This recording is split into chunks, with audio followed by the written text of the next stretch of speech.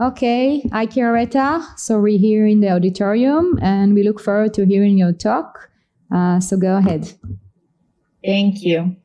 So good afternoon, everyone. Thank you to Yael and Professor Ben-Har for managing and letting me to present my research via Zoom, as I'm not in Israel. So last year, my research was awarded by the Tel Aviv Center for Combating Pandemics, because it examines how indigenous foodways and traditional culinary system promote health and sustainability. So I'm grateful for the scholarship that allowed me to work with indigenous scholars and centers in the US and develop insights for a healthier lifestyle. So thank you again. My research highlights how traditional food are crucial for the well-being of indigenous peoples who face daily marginalization and food insecurity. Current food security assessments often overlook the cultural and spiritual importance of traditional foods, focusing instead on general metrics like economic factors and poverty. Who are indigenous people? Indigenous people are the original inhabitants of the region, living according to traditional practices and social structures that are passed down through generation. They have unique social, cultural, economic, and political traits that set them apart from the rest of the society, from the dominant society. Their identity are deeply connected to their historical and spiritual ties to the land. For indigenous people, land is more than just a resource. It's a living entity that supports their physical, cultural, and spiritual well-being. And their relationship with the land involves stewardship and respect with traditional practices of hunting, fishing, gathering, and agricultural being that are central to their way of living and life. This connection to the land forms the basis of their food system, characterized by sustainable and diverse practices developed over millennia. More important, traditional indigenous foodways include a variety of locally sourced and seasonally available plant and animal foods. The foods are harvested, prepared, and consumed in ways that promote ecological balance and biodiversity.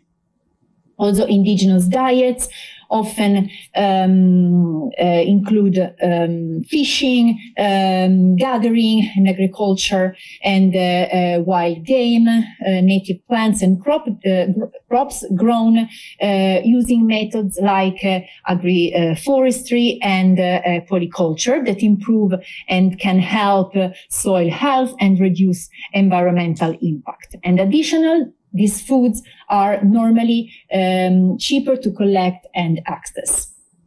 My research aims to deepen the understanding of persistent food insecurity, poverty, and health disparity that are affecting indigenous people, and try to understand in a general idea what is impacting food insecurity among human beings. It emphasized the indispensable role of traditional foods and culinary practices in maintaining public health and cultural identity.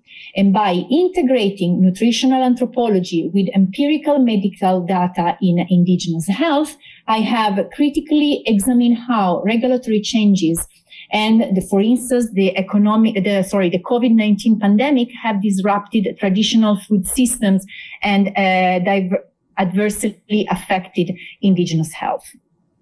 My findings have revealed a stark contrast in resilience between communities with access to traditional food and knowledge and natural resources and those that are instead dependent on external food. Sorry, can you hear me?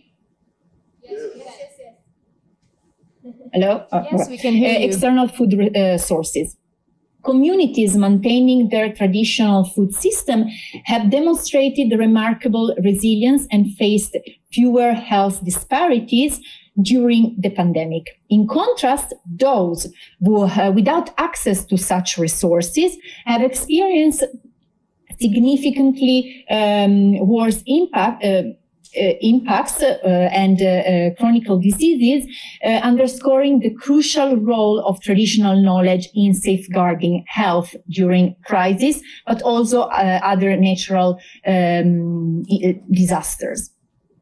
So indigenous communities with access to traditional food have been better equipped to navigate challenges posed by pandemics, or as I said before, other natural disasters, maintaining not only physical health, but also cultural continuity.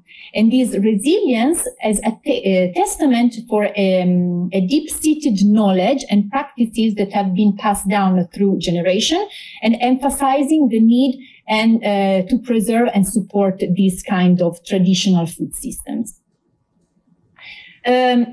My research argues that preserving traditional food system is crucial for both health and cultural bond and continuity for indigenous peoples. And I advocate for food systems that are sustainable and respect indigenous knowledge and preferences. Traditional food, in fact, and traditional food systems are vital for health and the well-being of indigenous people and all human beings, because they are not just about nutrition, but also maintaining cultural practices, community bond, and spiritual connection. And so a sustainable food system can also help address health disparities and cultural erosions, ensuring that the communities can flourish in the long term. And using, for example, the case of COVID-19 pandemic, this has hit indigenous people hard, especially those who had lost access to their traditional food sources. So my research shows that we need to look to traditional food practices as a public health issue. And I can call for a change in how we create and apply food security and public health strategies, making sure that they are culturally sensitive and also include ethnic perspectives. Obviously, we have legal obligation and rights, but my research also shows how much is different from what is written and what is the practice. The World Health Organization defines health as complete physical, mental, and social well-being, not just the absence of diseases. As well as the Committee on Economic, Social, and Cultural Rights sees the right to health as comprehensive, including access to safe food and nutrition. States also have are obligated to provide access to nutritionally adequate and safe food to ensure freedom from hunger for everyone, and they're promoting health. So all these frameworks should support the right of indigenous people to access traditional food as essential to the health and the cultural survival. However, as I said, what is written and how it is practiced is really different. And so we have obviously modern challenges that we have to take in account. First of all, we have structural inequalities that cause hunger and poor diets. Most important is the shift from traditional to West diets that has harmed indigenous people health, specifically the ones in urban areas. Because, as I said before, traditional diets are vital for physical, mental, and spiritual well-being. And so addressing structural inequalities is crucial for improving food security and the health outcome among indigenous people. And also policies should aim to eliminate disparity and support traditional food system.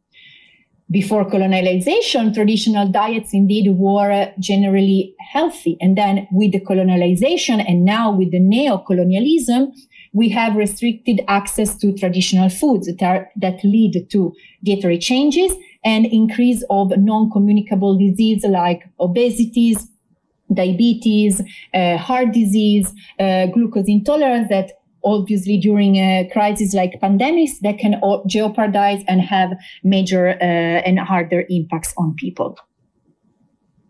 Traditional foods are crucial for the sense of the communities and identity Chiraetta? among indigenous people. Can you hear me? So yes. We have only 1 minute, so please wrap up. Oh, okay, sure. So I go straight to what is happening instead when it comes to the legal perspective. So we obviously have several articles that are promoting food. For example, we have Article 25 of the Universal Declaration on Human Rights that recognize the right to a standard of living that include access to food. Also, we have Article 11 of the International Covenant on economic, social, and cultural rights that acknowledges the right on an adequate standards of living, including food. And then obviously we have General Comment number 12 that includes the right to adequate food. However, there is an inadequacy in understanding the adequate food.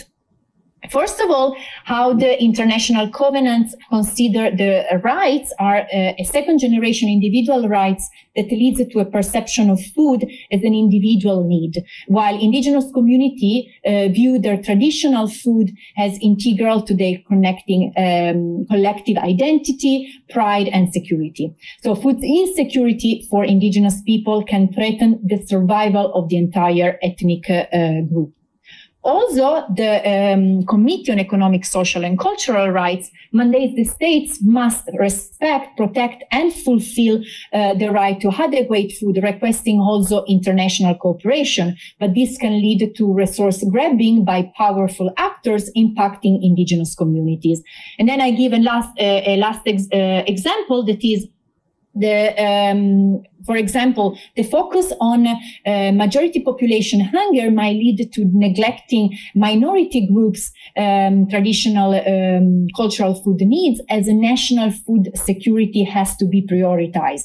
For example, the UNESCO Declaration on Cultural Diversity and the General Comments number 21 recognizes that general cultural diversity cannot infringe upon human rights, but then there are limitations on cultural rights because they must be necessary for general welfare in a democratic society. So how the international human rights framework that are related to food, and I passed the one related to indigenous people rights, are written now, are not promoting food security in the long term. So to conclude, obviously, traditional foods are essential for the physical and mental well-being of indigenous people, but how laws and policies are structured right now, today, food security is hardly reachable in the long term. So we need access to nutritionally balanced traditional food, because this is not a privilege, but it's become a fundamental right, as I explained in this presentation. And therefore, my research advocates for the right to culturally appropriate traditional foods to promote health and well-being within indigenous communities, and by analogies, also minority groups and whole other vulnerable people. And in doing so, we need a call to action where there is a collective action between policymakers, health professionals, and communities to create sustainable and inclusive food system that honor and integrate indigenous knowledge and practices. I hope I was able to explain in such a short time, but obviously if you want to connect with me because you have related researches, you can email me, or you can find me on LinkedIn or other social media platform. Thank you so much. Thank you, Chiraetta. So due to lack of time, we won't have time for questions. So join in by thanking Chiraetta and the rest of the speaker of the student session.